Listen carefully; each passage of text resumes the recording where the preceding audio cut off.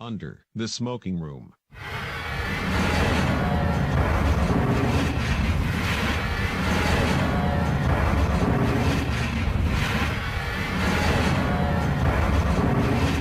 We could hear the grinding noise along the ship's bottom. The captain told us we had been struck amidships or just aft of amidships.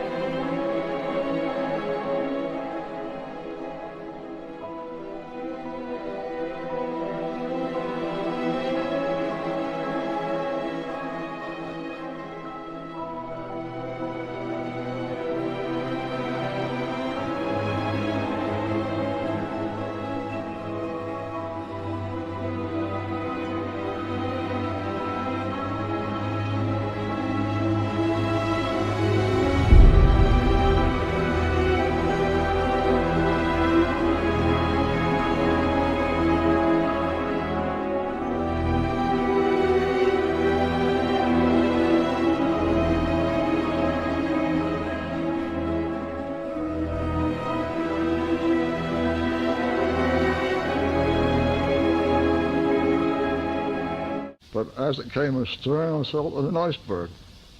The engine was going full speed astern then, so I pulled the lug in.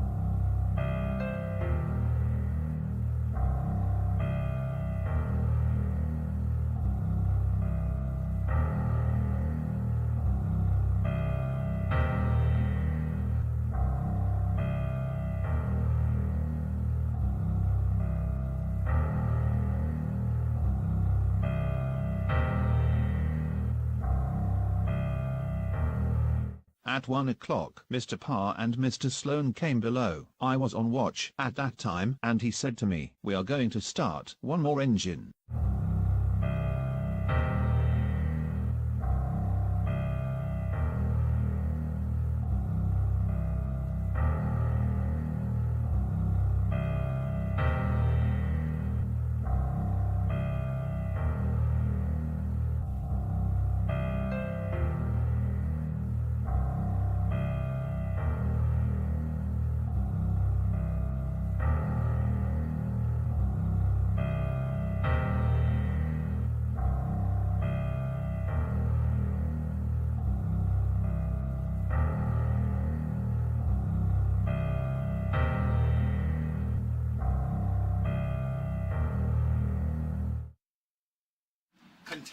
Continuing further south, John reports they did find an intriguing trail of debris. All total, it seemed to us like a relatively narrow corridor of debris, specifically coal.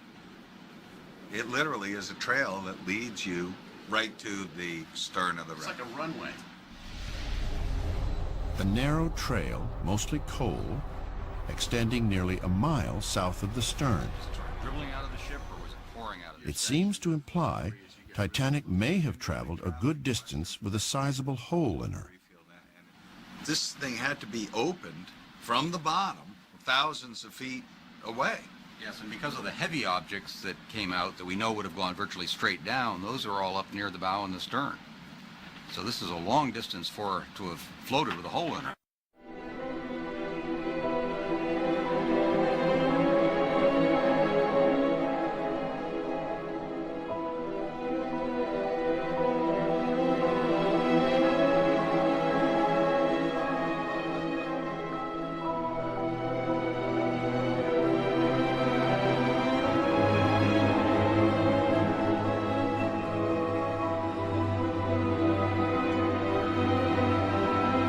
At 1 o'clock, Mr. Parr and Mr. Sloan came below. I was on watch at that time, and he said to me, "We are going to start one more engine." Work was going on, as if nothing had happened, when at 20 to 2, the ship seemed as if she had started up again and flung us off our feet.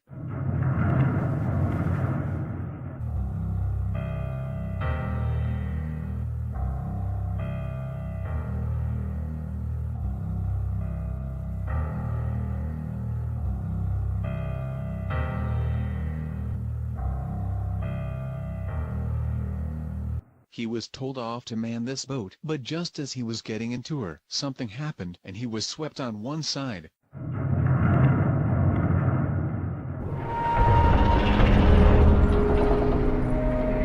Our boat had been damaged by striking the ship's gunwale when we were first lowered. She was leaking on one side, just about the water level, where she had been bumped on the ship's gunwale.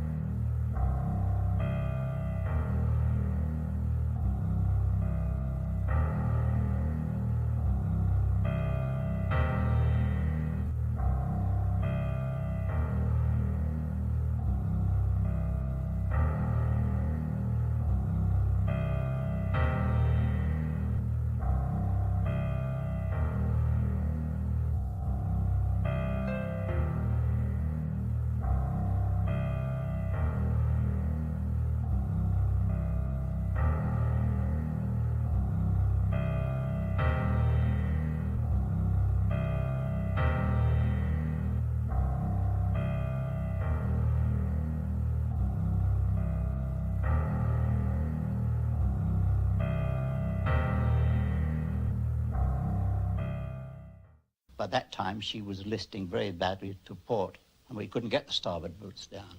And we couldn't get them down because she had sort of list to port.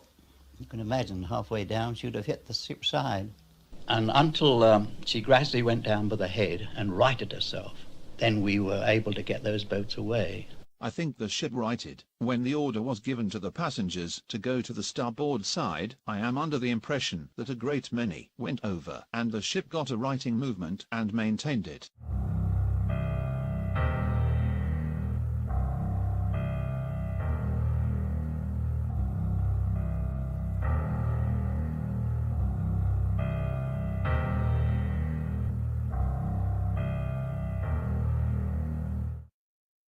She gradually came out of her list to port, and if anything, had a slight list to starboard.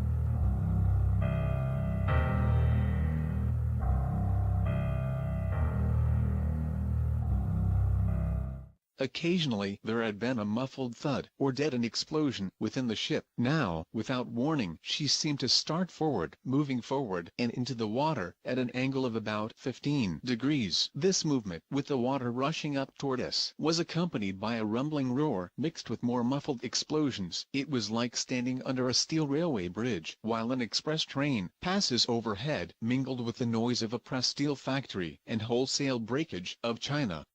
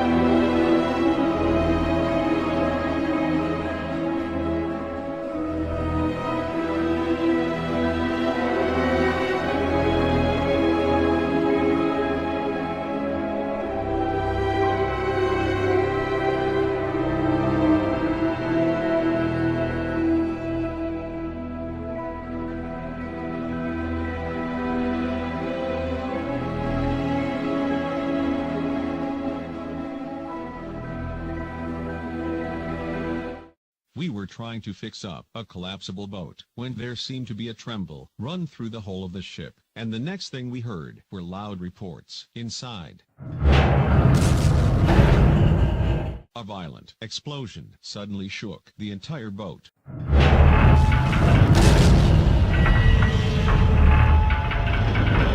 We heard a terrible explosion, and as all of you know, the Titanic had 4 funnels. And when we heard this explosion, the Titanic broke in half. The 2 forward funnels seemed to lean, and then she seemed to break in half, as if cut with a knife.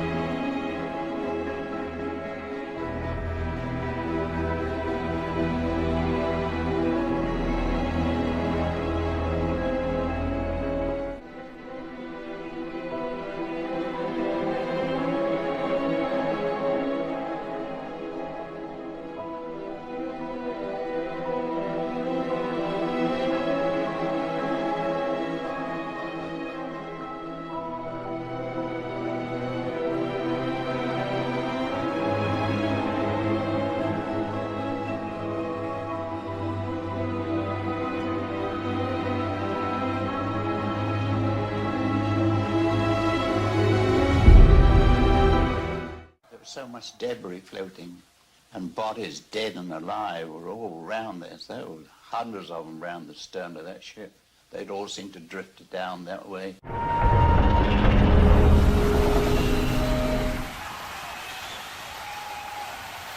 We heard these cries, but we took them to be the boats that went away from the starboard side of the ship, that they were cheering one another, giving them encouragement.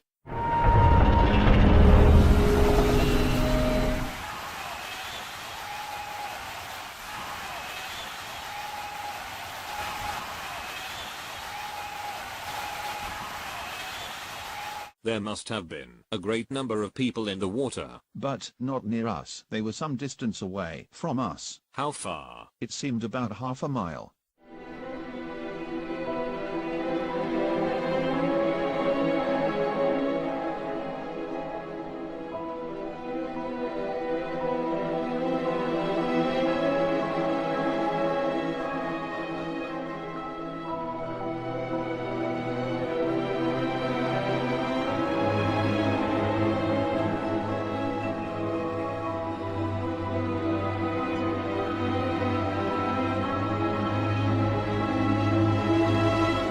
The ship had turned around while I was under water. The ship pivoting and moving in an almost perpendicular position. The ship then corkscrewed around so that the propeller, rudder, and all seemed to go right over the heads of us on the upturned boat. She was pivoting on a point just abaft of midship. We were gradually being sucked in towards the great pivoting mass. The stern lifted higher and higher into the air, then pivoted and swung slowly over my head. She described just about a semicircle and then slid into the ocean facing England. She tilted slowly up, revolving, apparently about a center of gravity just astern of amidships.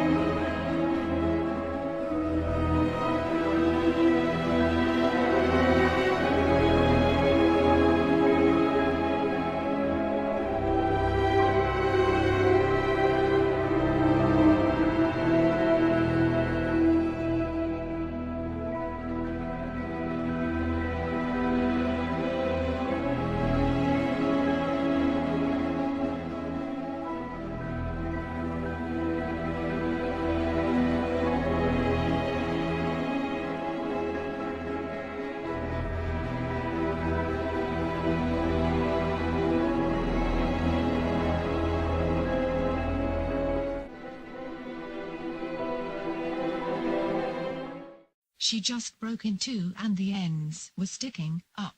First the middle seemed to go down, lifting bow and stern into the air. The Titanic was torn in two. For a moment the great masses of steel and iron poised in the air. Then slowly they sank. We heard a fearful explosion. I saw the ship split open. At the same time, the ship's bow rose up in the air as the steamer sank towards the center. The bow, which had been pointing downwards, dipped, turned up again, writhed, and sank with the stern, exactly as though one had stepped on a worm. When the big ship parted, the halves seemed to rise out of the water, gaining impetus for the great trip to the bottom. The forward end, the bow, elevated at an angle high out of the water, floated for a few minutes and then disappeared, while the stern section rose out of the water as if it had been hinged and stood at right angles to the sea. He said, the bow sank, and then rose in the air. Then came a third boiler explosion. The ship buckled amidships and sank. The bow seemed to bob up and then break clean off, like a piece of carrot. When the water got into the engine room there was an explosion, and then I saw the Leviathan part in the middle. The stern rose high in the air, the bow less high. With explosions, the ship seemed to break in two, and the forward end bounded up again for an instant. The Titanic broke in half, and both ends turned up. The ship, after going down by the head, again came up. and then buckled in the middle. The two ends of the ship, which we could trace by the lights, appeared to rise up. Then suddenly there was another great explosion, and the bow gave a sort of jump, and then seemed to wrench away from the middle portion. I reached a collapsible boat that was fastened to the deck. The Titanic gave a lurch downward, and we were in the water up to our hips. She rose again slightly, and I succeeded in cutting the second rope. Before I had swam more than 10 feet, I felt the deck come up under me, and I found we were high and dry. Suddenly, the whole superstructure of the ship appeared to split, well forward to midship, and bow or buckle upwards. Suddenly, her nose, on which I was, seemed to suddenly rise from underneath the water. Can you say in relation to the forefunnel, at what point the ship broke off? About the second funnel from forward, between the first and second funnel from forward. Then I saw that everyone had been swept into the forecastle head. I saved myself by clinging onto the davit winch. I looked down the forecastle and saw the most horrible, heart-rending scenes I have ever witnessed. There were women and children and firemen and stewards all fighting, praying, shrieking for help in their death struggles. I thought when I looked that the ship broke at the foremost funnel. We saw the forepart of the ship break away up to the foremost funnel. The bow parted just in a line with the bridge. The ship seemed to break in two forward of the first funnel.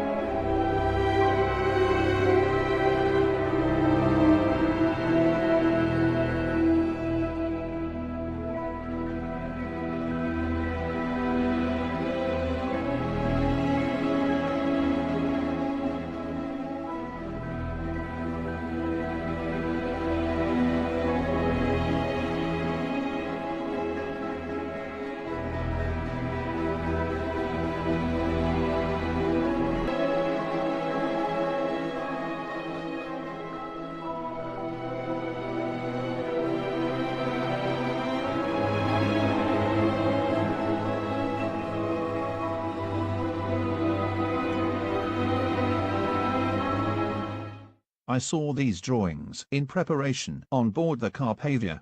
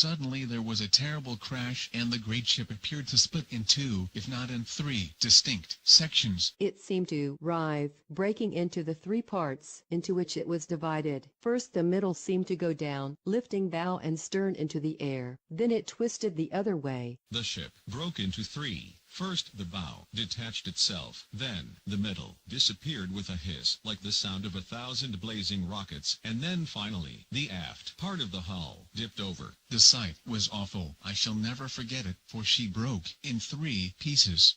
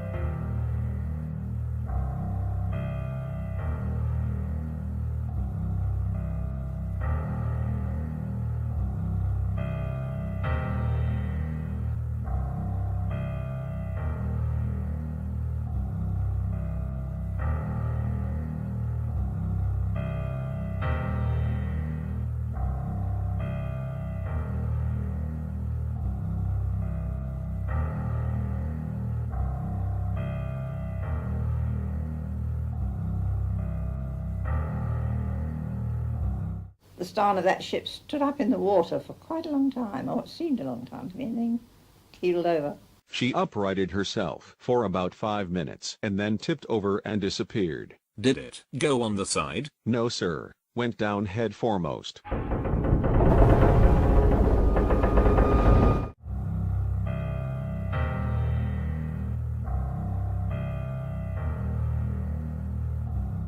Make for the stern. It looks like she will float. Light taller, shouted, but just as he spoke, the stern plunged down.